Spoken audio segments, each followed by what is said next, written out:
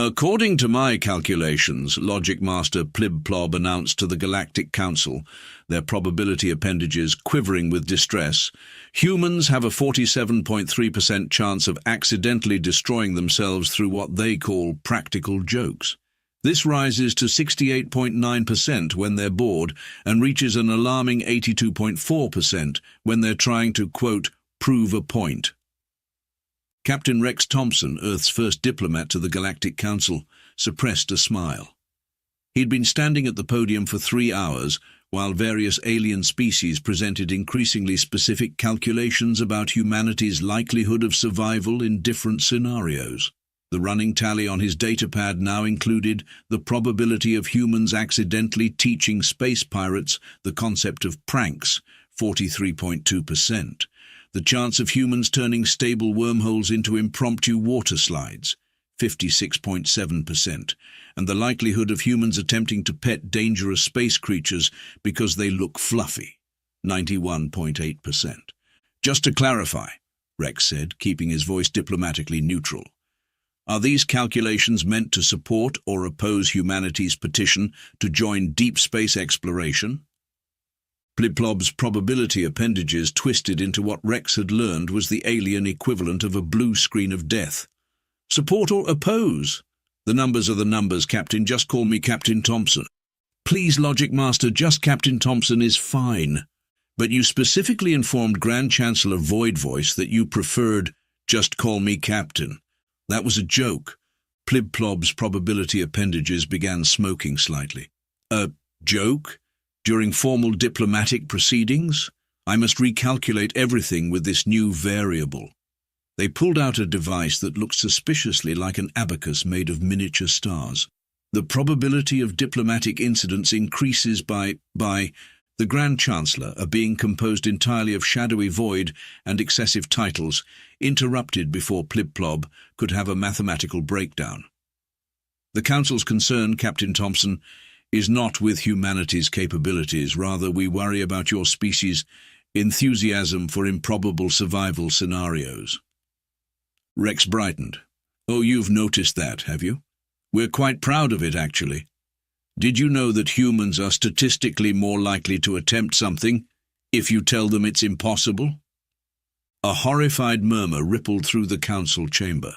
Several representatives began urgently tapping at their probability calculators. Plib-Plob's appendages were now making a high-pitched whining sound. Perhaps, Rex continued cheerfully, we could focus on humanity's proven track record of surviving scenarios with supposedly astronomical odds against success. Captain Thompson, the Grand Chancellor's voice echoed with the weight of infinite void, are you suggesting we ignore the calculations indicating humanity's tendency toward chaos? Not at all, Chancellor. I'm suggesting we embrace them. After all, chaos is just probability having fun. Plib-Plob finally lost their battle with mathematical stability. Fun? Probability cannot have fun? Probability is precise. Probability is perfect. Probability is. They consulted their smoking abacus. There is a 99.9% chance that I need to lie down. The Grand Chancellor's void space seemed to sigh. This is precisely our concern. Humans appear to treat probability as optional. Not optional, Rex corrected. More like guidelines, flexible guidelines. Very flexible guidelines that sometimes we fold into paper airplanes and throw out the window while yelling, "Challenge accepted." 3 more probability calculators in the chamber exploded. Besides, Rex added, if you're worried about chaos, wait until you meet my crew. Speaking of which, they should be arriving right about... The chamber's massive doors burst open, revealing Lieutenant Jazz Morrison, whose parents had indeed named her that, riding what appeared to be a modified cleaning drone like a surfboard. Now, Rex finished as Plib-Plob fainted dead away, their probability appendages still calculating even in unconsciousness. This, Rex thought, was going to be fun, and he had the probability calculations to prove it. Section 2, the challenge. After reviving Plib-Plob with what humans would recognize as cosmic smelling salts, and what the Galactic Council recognized as a Class 3 reality stabilizer, the Grand Chancellor called for order. Lieutenant Jazz Morrison had been convinced to dismount her cleaning drone, though she was now sketching what looked suspiciously like rocket booster modifications on its maintenance manual. The drone seemed concerned. "We have received," the Grand Chancellor announced, "a distress signal from the quantum anomaly in Sector 00. No, seriously, don't go there. Our calculations indicate—" "Oh no," Plib-Plob whimpered, probability appendages already twitching. "Please don't tell the humans the calculations. A 99% probability of death for any rescue attempt." The change in the humans was immediate and disturbing.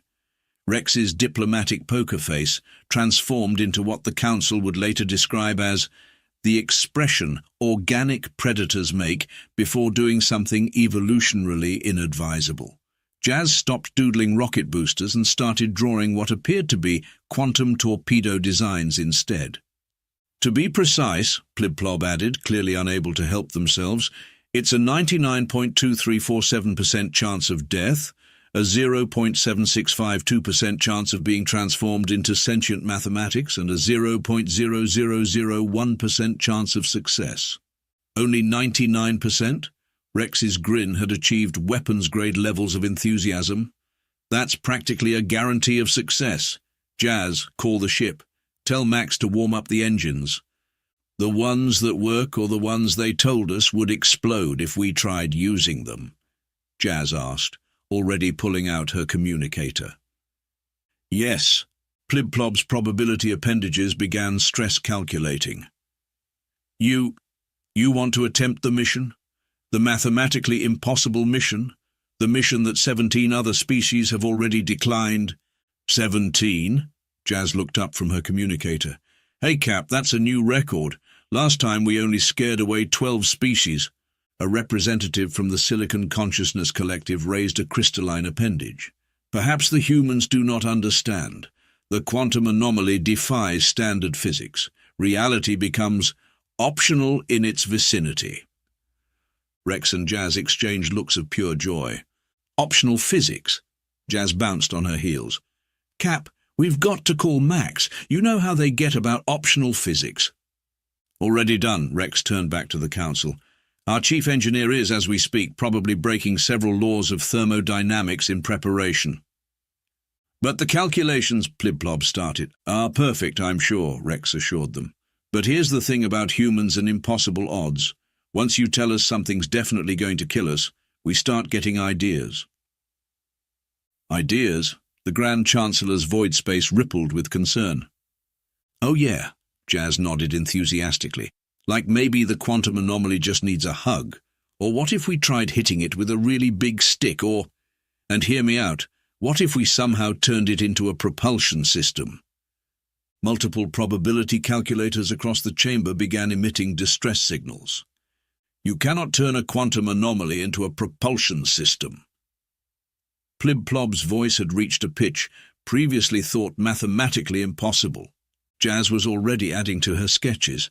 "Not with that attitude, you can't—" "This is exactly what we mean about humans." Plib-Plob turned to the Council.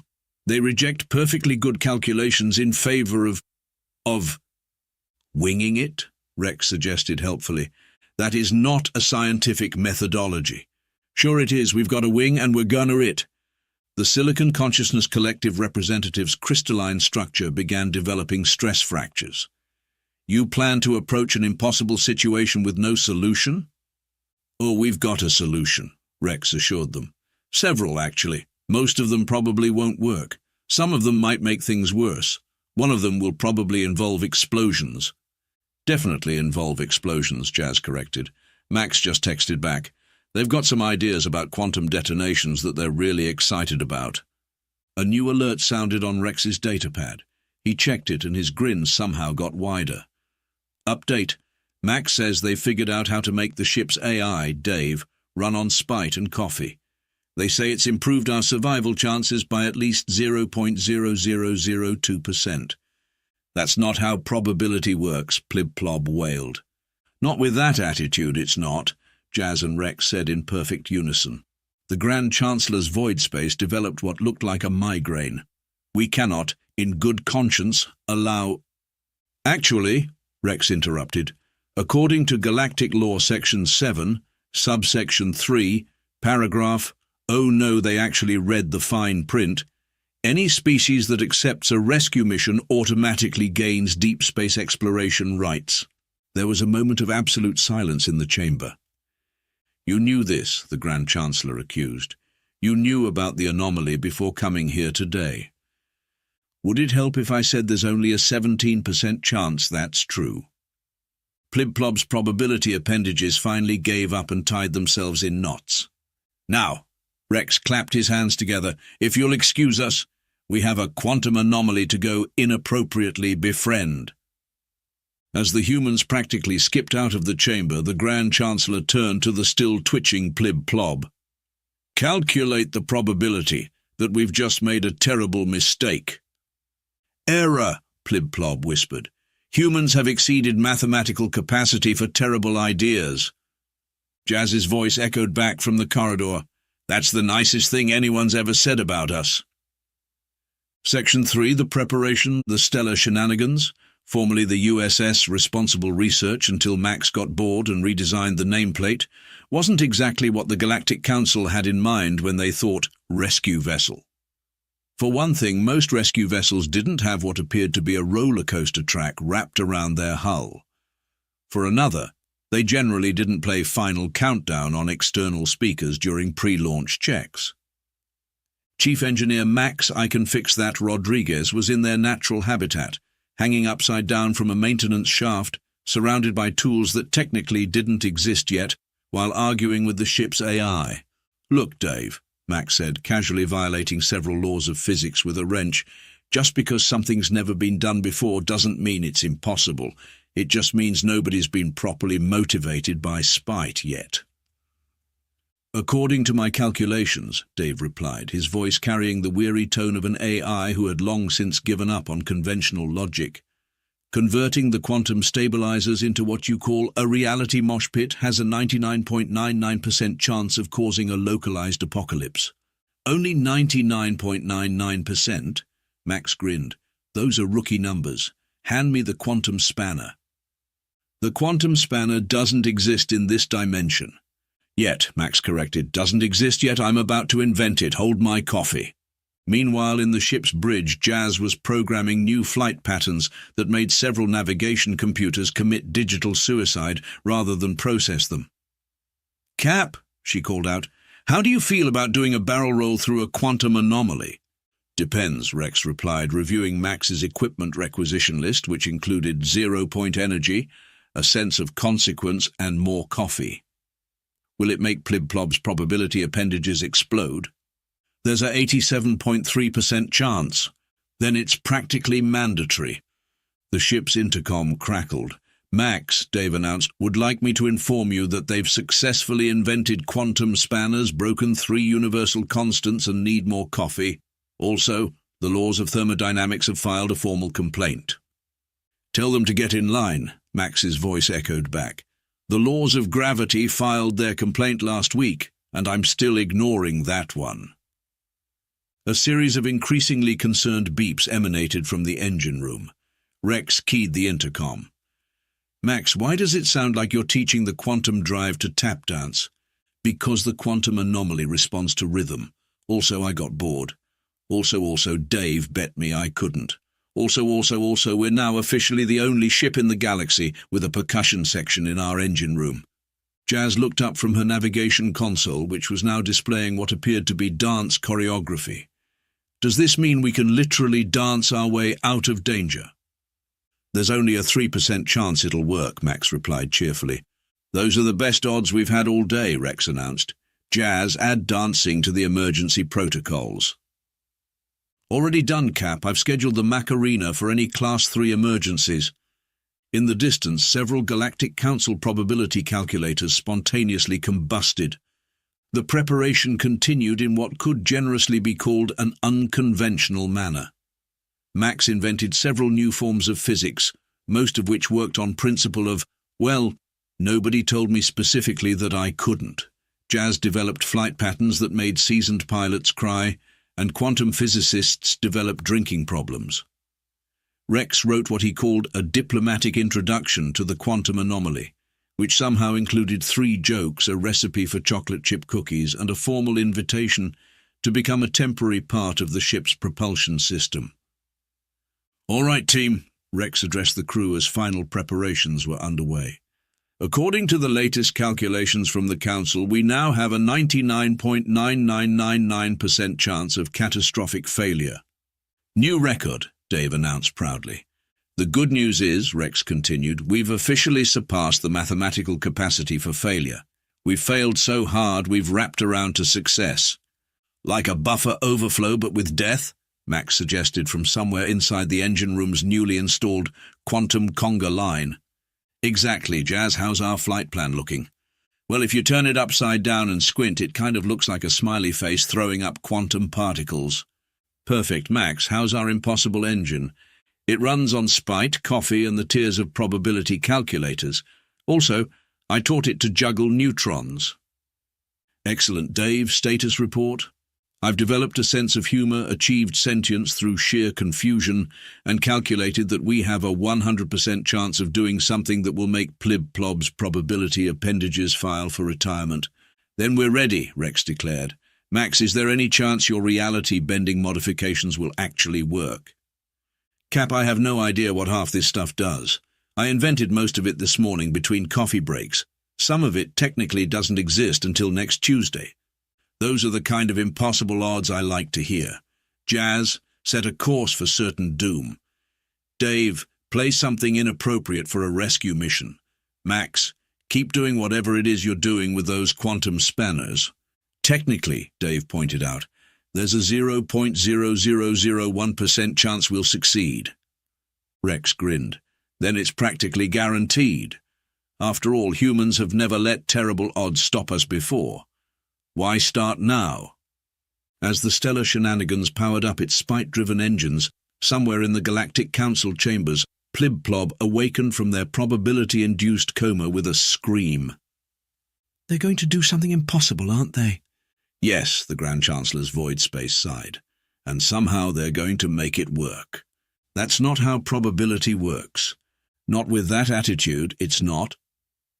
Section 4. The mission begins. The stellar shenanigans rocketed out of space dock to the tune of Highway to Hell, which Dave had determined was mathematically the most inappropriate song for a rescue mission. The ship's new spite-powered engines left a trail of quantum particles that, if viewed through a specialized scope, appeared to be giving physics the middle finger. "Status report," Rex called from the captain's chair, which Max had recently modified to swivel 720 degrees, because sometimes 360 just isn't enough. "The good news," Jazz announced from the helm, "is that we're successfully breaking at least 7 laws of physics. The bad news is that 3 of them are filing for restraining orders. Probability of survival has decreased to 0.00001%, Dave reported cheerfully. "This is the most fun I've had since Max taught me to calculate the odds of impossible things." The quantum anomaly loomed ahead, a swirling mass of reality-bending chaos that looked suspiciously like a cosmic middle finger. Whether this was the anomaly's natural state or it was responding to the stellar shenanigans approach was anyone's guess. "Max," Rex keyed the intercom, "how's our reality-defying drive system holding up?" "Well," Max's voice crackled back, accompanied by what sounded like quantum physics having a breakdown, "I've got good news and weird news.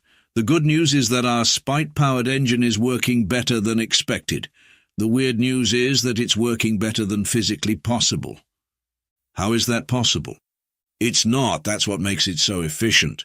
The ship's sensors began picking up readings from the anomaly.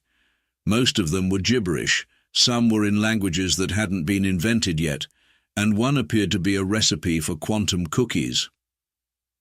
"Incoming transmission from the Galactic Council," Dave announced. "Plib-Plob is attempting to calculate our survival odds in real time." "Put them on screen," Rex ordered. "I could use a laugh."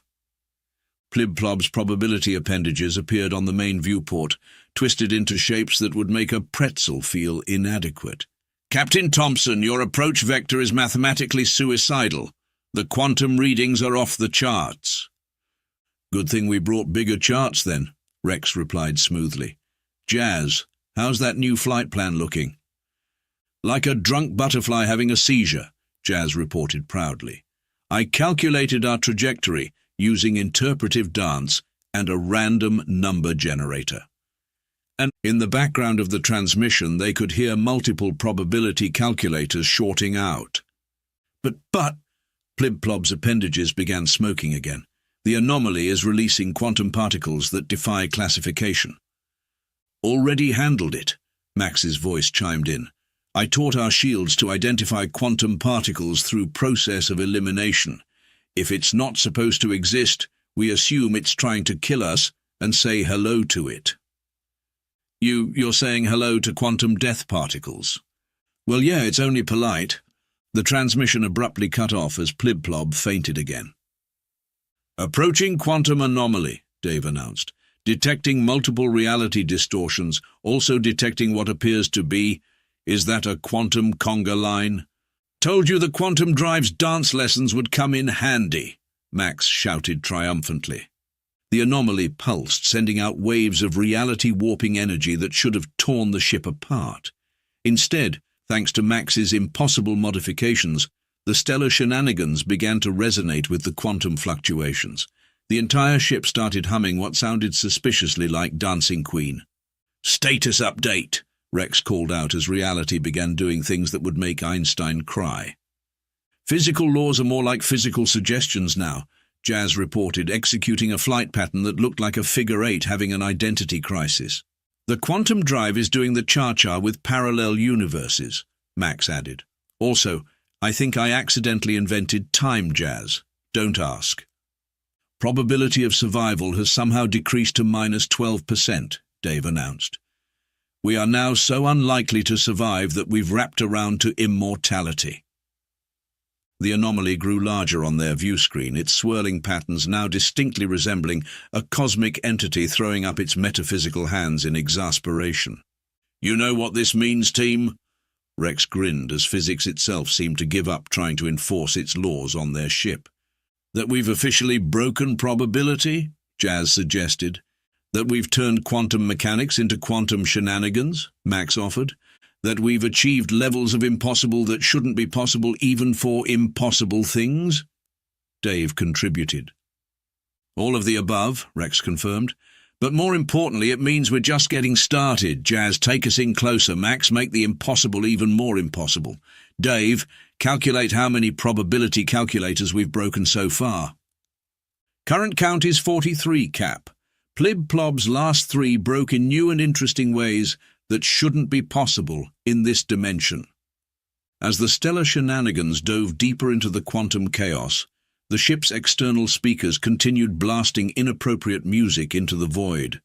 Somewhere in the ship's engine room, Max was teaching quantum particles to square dance. In the cockpit, Jazz was piloting the ship using what she called quantum interpretive breakdancing. And at the heart of it all, Dave was calculating their odds of survival with increasing glee as the numbers got more and more impossible. They were about to do something monumentally stupid, and they couldn't be more excited about it. Section 5, the climax. As the stellar shenanigans penetrated deeper into the quantum anomaly, reality began doing things that would make Salvador Dali ask for a reality check. Colors that didn't exist started appearing on the view screen. Time began moving sideways. Someone in engineering started playing quantum bongos, and the anomaly was definitely keeping beat. Status report, Rex called out as space-time did the equivalent of a cartwheel. And someone please explain why I'm experiencing Tuesday and Friday simultaneously. Good news and weird news, Max's voice echoed from engineering, somehow arriving before they'd finished speaking. The good news is we're still alive. The weird news is we're alive in 17 dimensions at once. Correction, Dave interjected, 16 dimensions. The 17th one got embarrassed and left. Jazz's hands flew over the controls, which were now arranged in a Klein bottle configuration. Cap, you're not going to believe this, but the quantum readings, they're forming a pattern. What kind of pattern? Rex asked, trying to ignore the fact that his chair had started rotating through time instead of space. It looks like, is that, oh my God, Jazz started laughing. It's a cosmic knock-knock joke. The entire ship went silent for a moment, except for the quantum bongos, which had achieved sentience and were now doing a solo. Analyzing, Dave announced, confirming the quantum anomaly is indeed attempting to tell a knock-knock joke, badly. It's been waiting for someone to say, "Who's there?" for approximately 47 million years. Max's voice crackled over the intercom. Are you telling me we just discovered that the mysterious reality-bending quantum anomaly that scared away 17 species is a lonely cosmic entity with a bad sense of humor? Apparently, Rex grinned, we're the first species weird enough to actually pick up on it. Dave, open a channel to the anomaly. Let's hear this joke. What followed was the first ever quantum comedy routine. The anomaly's joke was terrible. Something about quantum uncertainty and a chicken crossing multiple dimensional planes simultaneously, but the humans laughed anyway. The cosmic entity, delighted by their response, began sharing more jokes, each one worse than the last. It's like dad jokes, Dave observed, but on a universal scale. Quick question, Jazz called out. Are we really solving a potentially galaxy-ending crisis by having a bad joke exchange with a quantum stand-up comedian? Yes, Rex confirmed proudly. Yes, we are. Incoming transmission from the Galactic Council, Dave announced. Plib-Plob has regained consciousness and is demanding an update. The main screen flickered to life, showing Plib-Plob's probability appendages tied in what appeared to be a quantum Mobius strip. Captain Thompson, our sensors indicate Are you teaching the anomaly human humor? Not exactly, Rex replied. We're more like its first willing audience in 47 million years. Turns out all it wanted was someone to appreciate its comedy routine. But the calculations, the probability of death, the quantum instabilities. Oh, those were just special effects, Max chimed in. Like a cosmic rim shot. By the way, did you know that if you tune quantum harmonics to the frequency of a bad pun, you can make reality itself groan? Several probability calculators in the council chamber achieved spontaneous enlightenment and immediately retired to become space monks. Watch this, Rex grinned, then turned to the anomaly. Hey, why did the quantum physicist get kicked out of bar? The anomaly pulsed questioningly. Because they had too many potential states? The entire quantum field rippled with what could only be described as a cosmic facepalm.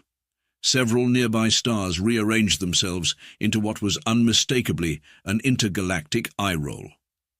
Probability of survival has now exceeded mathematical description, Dave reported. We are officially too unlikely to die to actually die. Also, the anomaly is asking if we want to hear its routine about superposition and dating. The fate of the galaxy rests on your ability to appreciate bad jokes, Plib-Plob stated flatly. Always has, Jazz replied cheerfully. Why do you think we survived this long as a species? Max's voice crackled over the intercom again. Hey Cap, the anomaly's asking if we want to try something fun. It says it can teach our quantum drive to tap dance in 5 dimensions at once. Is it safe? Rex asked. There's a 99.99999% chance it'll temporarily turn the ship into a quantum variety show. Only 99.99999%, those are rookie numbers. Let's do it. The stellar shenanigans began to vibrate in harmony with the quantum field, its spite-powered engines synchronizing with the cosmic comedy routine. The ship's hull started manifesting jazz hands in multiple dimensions. In engineering, the quantum bongos had formed a union and were demanding better working conditions. You know what this means, team? Rex asked as reality itself prepared for the greatest show in multidimensional space. That we've turned a potentially galaxy-ending crisis into an impromptu comedy club, Jazz suggested. That we've successfully weaponized dad jokes on a quantum scale, Max offered. That we've achieved levels of improbability that make probability itself want to lie down and rethink its life choices, Dave contributed. All of the above, Rex confirmed.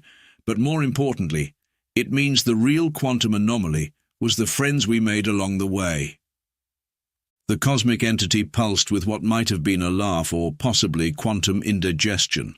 Either way, it was clear that the crisis had been averted through the power of terrible humor and humanity's absolute refusal to take certain death seriously. In the council chamber, Plib-Plob's last functioning probability calculator finally gave up and began playing Another One Bites the Dust. Section 6, the resolution. The Galactic Council chamber had seen many historic moments, but this was probably the first one accompanied by quantum bongos. The stellar shenanigans had returned triumphant, slightly sideways in time and trailing what appeared to be interdimensional confetti. Let me get this straight. The Grand Chancellor's void space rippled with what might have been a headache. You discovered that the quantum anomaly was a lonely cosmic entity with a terrible sense of humor? Yes, Rex confirmed cheerfully. We've named it Bob. Bob, Plib-Plob repeated weakly from their new hover chair, surrounded by defunct probability calculators.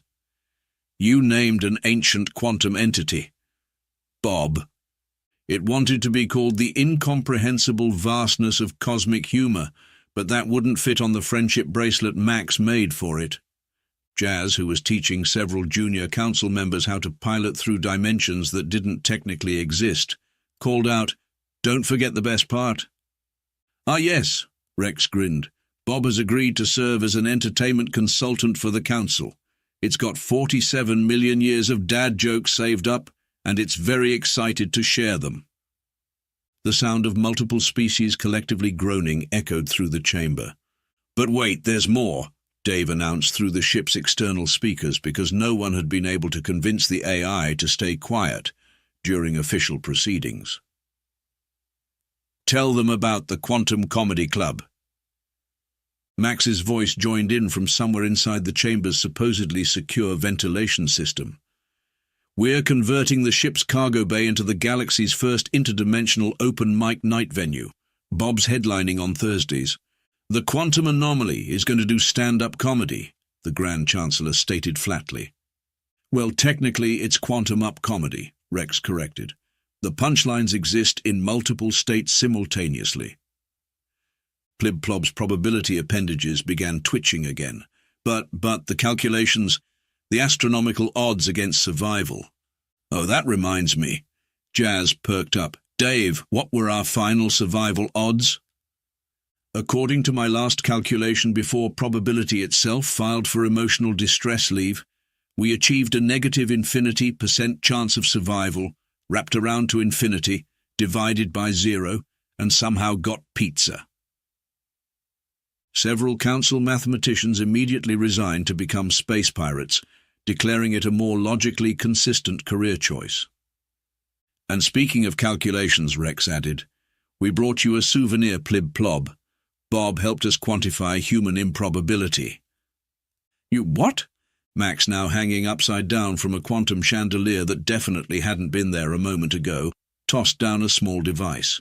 "Turns out we're actually more predictable than everyone thought. We consistently achieve the impossible approximately 73.2% of the time we're told something is impossible." Plib-Plob stared at the device, which was cheerfully displaying calculations that shouldn't exist. That's not how probability works. Not with that attitude, it's not," the entire human crew chorused, along with Dave, half the quantum bongos, and what sounded suspiciously like the Grand Chancellor under their breath. "As for our petition for deep space exploration rights," Rex continued, "I believe saving reality from eternal cosmic loneliness while simultaneously establishing the galaxy's first quantum comedy club more than qualifies us." The Grand Chancellor's void space somehow managed to convey the expression of someone who knew they were going to regret everything but had run out of options. "The Council accepts your qualification, though we do have one question." "Yes? Why did you install a roller coaster track around your ship's hull?" "Oh, that's not a roller coaster," Max called down. "That's our new quantum probability drive. Turns out if you loop reality enough times, it gets dizzy and stops trying to enforce physical laws." Plib-Plob rose shakily from their hover chair.